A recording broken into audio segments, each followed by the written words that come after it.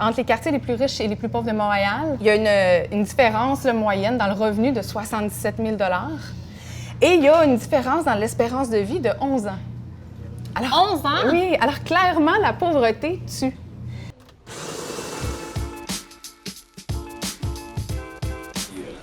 Au Québec, il y a environ 800 000 personnes qui vivent dans le rouge, c'est-à-dire qu'elles ne peuvent pas assurer leurs besoins de base, comme l'épicerie puis le logement. Comment ça se fait qu'on les aide pas plus? Pourquoi on n'aime pas les pauvres? J'en discute avec Virginie Larivière, co-porte-parole du collectif pour un Québec sans pauvreté. Merci d'être ici pour cette grosse question lourde de sens. Ça fait plaisir. D'abord, être pauvre, ça se mesure comment? Il y a peu d'indicateurs qui font un consensus réel, un consensus politique, social, scientifique. OK. Le seul qui fait consensus, c'est ce qu'on appelle la mesure du panier de consommation, Oui. la MPC. C'est un indicateur qui nous dit que, à tel niveau, la couverture des besoins de base, elle est couverte, elle est assurée. Ça ne veut pas dire qu'on est sorti de la pauvreté, ça veut juste dire qu'on est capable de payer l'épicerie, le bill d'hydro, le loyer, les déplacements, quelques vêtements, remplacer un meuble de temps en temps. Est-ce que c'est un chiffre? Est-ce que c'est un pourcentage? C'est quoi? C'est un indicateur qui est absolu. Alors, en pot de barre de peanuts, en vêtements, en passe d'autobus ou en essence à mettre dans l'auto, là, on calcule que pour une personne seule qui habite Montréal, aujourd'hui, c'est à peu près 18 500 $ pour couvrir les besoins de base. On n'est pas encore sorti de la pauvreté. OK, rentrons dans le cœur du sujet. À ton avis, Virginie, est-ce que les personnes pauvres manquent d'amour? Ouais, c'est une grosse question, mais je pense que collectivement, il y a comme un désamour, en fait, des personnes en situation de pauvreté qui vient, je pense, beaucoup des politiques publiques qu'on met de l'avant. Le gouvernement vient de sortir un plan d'action de lutte à la pauvreté qui est tricoté serré là, de préjugés envers les personnes en situation de pauvreté. Par exemple? Un des beaux exemples de ça, en fait, c'est que dans le préambule du plan, on parle du préambule de la loi, parce qu'il y a une loi depuis 2002 qui a été votée à l'unanimité pour lutter contre la pauvreté. Et dans le préambule de la loi, on dit que les personnes en situation de pauvreté sont les premières à agir pour changer leur situation. Alors, les gens se mettent évidemment en action, s'organisent, ne serait-ce que de passer par la banque alimentaire, par exemple, se trouvent un emploi. Donc, les gens agissent pour améliorer leur sort.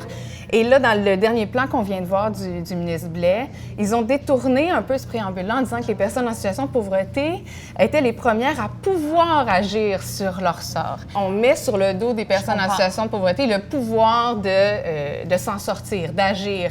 Ça sous-entend, entre autres, que les personnes en situation de pauvreté décident d'agir ou pas pour s'en sortir. Je comprends. C'est un gros préjugé qui est difficile à détricoter. Tu parlais de banque alimentaire. Il y a une statistique qui m'a fait beaucoup de peine, et il y en a plusieurs en fait, mais notamment celle qu'en 2017, plus de 10 % des personnes qui ont un emploi doivent se tourner vers les banques alimentaires.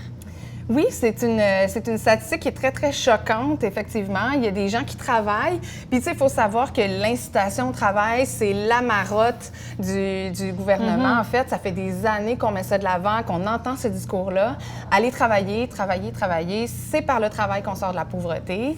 Or, on le voit de plus en plus, on l'admet de plus en plus. Le travail, ça ne permet pas de sortir de la pauvreté, même à temps plein, même toute l'année, au salaire minimum. Ça ne marche pas. Puis même en bas de 15 $ de l'heure, si on a un salaire à 13,50 $, c'est pas vrai qu'on va sortir de la pauvreté. En ce moment, quelqu'un qui travaille au salaire minimum à temps plein toute l'année, il couvre ses besoins de base, puis juste un petit peu plus, la MPC. Ouais. Il ne sort pas encore de la pauvreté. Là. Il y a encore une bonne marge là, de revenus à gagner avant d'être confortable, avant d'arrêter de jongler avec les factures, les dettes, avec l'ensemble des choses qu'on a à payer. Parce que quand on ne couvre pas nos besoins de base, nécessairement, on compromet notre dignité, on compromet notre santé, puis on compromet même notre espérance de vie. Ah oui? Il y a des études qui prouvent, là, entre les quartiers les plus riches et les plus pauvres de Montréal, il y a une différence moyenne dans le revenu de 77 000 $ et il y a une différence dans l'espérance de vie de 11 ans. Alors, 11 ans? Oui, alors clairement, la pauvreté tue.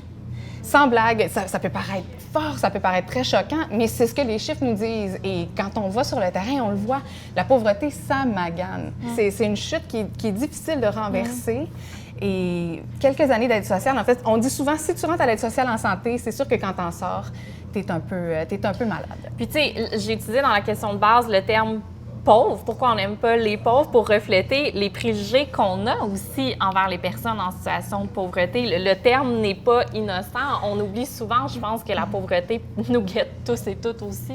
Nous guette tous et toutes aussi. Ça doit expliquer peut-être un peu le désamour qu'on a pour les personnes en situation de pauvreté. Hein. On n'a pas envie d'être dans cette situation-là. Puis on a tendance à se dire, ben moi, je saurais quoi faire. Moi, je me mettrais en mouvement. Voilà. Sauf qu'on n'est pas à l'abri d'une séparation, d'une maladie. Sur la question des préjugés, là, il y a la Commission des droits de la personne et de la jeunesse qui avait fait un sondage il y a 3 ans en pleine saga de la Charte des valeurs québécoises. Et à la grande surprise de la commission et de pas mal de monde, en fait, le groupe qui est apparu le plus susceptible d'être jugé, en fait, c'est les personnes en situation de pauvreté. Donc, la condition sociale, la question des revenus vient jouer énormément. Alors, imaginez si, en plus d'être en situation de pauvreté, vous êtes une femme, vous êtes une personne racisée, il y a plein d'intersections qui fait que les préjugés pèsent lourd aussi dans la balance. Considérons qu'en décembre dernier, le gouvernement Couillard a annoncé un plan d'action qui visait à sortir 100 000 personnes de leur situation de pauvreté. J'ai 2 questions. 1, concrètement, qu'est-ce que ça veut dire? 2, on fait quoi avec les 700 000 autres personnes? C'est d'excellentes questions. Merci. Qu'est-ce que ça veut dire sortir 100 000 personnes de la pauvreté? Bien, ça ne veut pas dire grand-chose, en fait, parce que le gouvernement, en disant qu'il veut sortir 100 000 personnes de la pauvreté, il utilise la MPC. Oui. La mesure du panier de consommation, la couverture des besoins de base. Alors déjà, là, il y a un enjeu, c'est pas la sortie de pauvreté. C'est un très grand pas. Je veux dire, le gouvernement vient d'admettre avec ce plan-là que la MPC, c'est quand même un indicateur à prendre en compte. Et ça va être difficile de revenir là-dessus. Une fois que c'est dans le plan, on ne pourra pas viser moins que au moins la couverture des besoins de base. Qui sont ces 100 000 personnes sur 800 000? Bien, en fait, il y en a 84 000 sur les 100 000 qui seraient des personnes qu'on dit inaptes au travail, donc qui ont des contraintes sévères à l'emploi. C'est des critères qui sont assez limités, qui sont déterminés par le gouvernement. Donc, quelqu'un pourrait être inapte au travail, mais son inaptitude n'est pas reconnue par le gouvernement. Je comprends. Déjà. Mais là, le gouvernement dit on va aider ceux qui sont inaptes au travail, qui ont des contraintes sévères, mais en plus, on va cibler davantage. Ces personnes-là doivent être à l'aide sociale depuis au moins les 55 derniers mois. Ouf. Oui.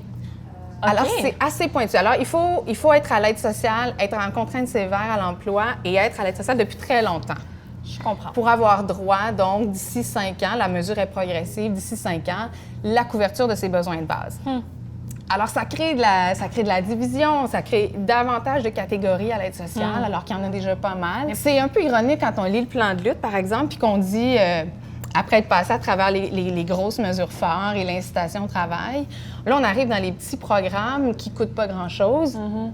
Puis on dit, par exemple, les personnes en situation de pauvreté, souvent, sont obligées de sauter un repas et donc n'ont pas accès aux loisirs ou au sport. Alors, on va mettre de l'argent dans des programmes. Mais le problème est tellement drôlement posé. Si les gens sautent un repas et que le gouvernement leur offre un accès aux pistes cyclables, au musée, les gens ont besoin de sous, en fait, pour être capables de mettre de la bouffe dans l'assiette. Le problème est comme posé à l'envers. Donc, vous, au collectif, quelles sont les mesures que vous voudriez voir idéalement? Nous, on a 5 cibles prioritaires qui, dans l'ensemble, visent évidemment l'élimination de la pauvreté et de l'exclusion sociale. Il y a évidemment le rehaussement des protections publiques, donc par exemple de l'aide sociale, mais de d'autres programmes aussi qui viennent soutenir en fait le revenu des personnes qui sont au bas de l'échelle, l'augmentation du salaire minimum à 15 $ de l'heure, la lutte contre les préjugés. Parce que c'est vraiment le nerf de la guerre, hein? Absolument. Il y a vraiment un gros nœud à défaire là. Le gouvernement, dans son dernier plan, il vient de mettre 100 000 $ sur 5 ans pour la lutte aux préjugés, alors que son plan est tissé de préjugés. Lui-même. Ensuite de ça, la réduction des inégalités socio-économiques et l'accès aux services publics de façon... un accès universel et gratuit aux services publics. Tu as parlé de salaire minimum. Oui. En mai prochain, le salaire minimum au Québec va passer à 12 $. Oui. Est-ce que c'est une solution? Oui, c'est une solution. Moi, je suis porte-parole aussi de la campagne 5-10-15. On revendique l'amélioration des conditions de travail des travailleuses et travailleurs qui sont au bas de l'échelle. Pour nous, c'est évidemment le 15 de l'heure qui est la cible à atteindre. Parce qu'à 12 de l'heure, ben c'est mieux qu'à 10,75. Oui. C'est sûr. Mais ça ne permet pas encore de sortir de la pauvreté. En Ontario, le salaire minimum va être à 15 dès le 1er janvier prochain. En Alberta, il va hausser dès le 1er octobre. Donc, pourquoi dans certaines provinces, on y arrive, mais pas ici? Bien, c'est des décisions politiques. C'est toujours... La lutte à la pauvreté, c'est essentiellement des décisions politiques. Là, récemment, on a eu une mise à jour économique. On a proposé des baisses d'impôts qui vont profiter aux gens qui ont les moyens de payer de l'impôt, qui vont pas profiter aux personnes assistées sociales, aux personnes qui travaillent au salaire minimum.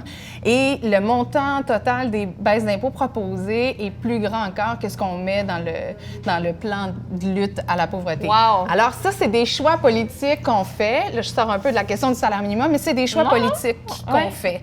On se dit, ben, on va aider la classe moyenne, Sauf qu'on ne réalise pas qu'il y a 10 de la société qui ne couvre pas ses besoins de base au Québec. Et qu'on a les moyens d'aider ces gens-là. On a les moyens de prendre des choix, de faire des choix différents qui viendraient véritablement changer la vie de ces personnes-là. On a les moyens de les aimer, finalement? Oui, absolument. Il faudrait juste décider de le faire. OK, mais merci beaucoup. Ça fait plaisir. On se souhaite plus d'amour puis plus de cash. Oui.